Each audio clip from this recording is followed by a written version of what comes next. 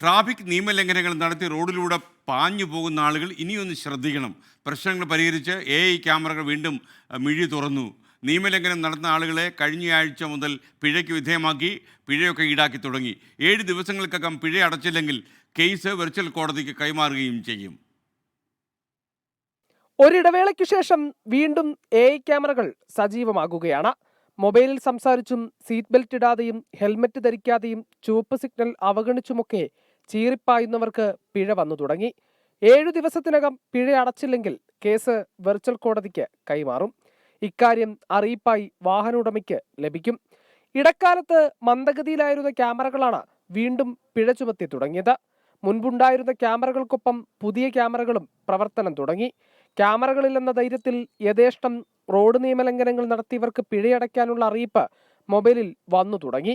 500 രൂപയാണ് പിഴയായി ചുമത്തുന്നത്. കേന്ദ്ര സർക്കാരിന്റെ പരിവാഹൻ വഴിയും RTO ഓഫീസുകൾ വഴിയും പിഴയടയ്ക്കാം. പിഴയറിയിപ്പും വെർച്വൽ കോടതി അറിയിപ്പും ഒരേ ദിവസം വരുന്നതായും പരാതികളുണ്ട്. അറിയിപ്പുകൾ താമസിച്ചു വരുന്നതിനാൽ പിഴയടയ്ക്കാൻ താമസിക്കുന്നവരും ഏറെയാണ്.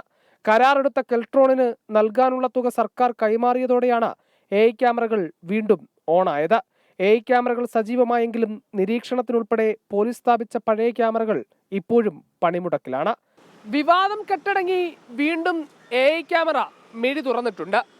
റോഡിൽ സ്ഥിരമായി നിയമലംഘനം നടത്തുന്നവരോടാണ്. സൂക്ഷിച്ചാൽ ദുഃഖിക്കേണ്ട. ഹരികൃഷ്ണൻ, 24, തിരുവനന്തപുരം.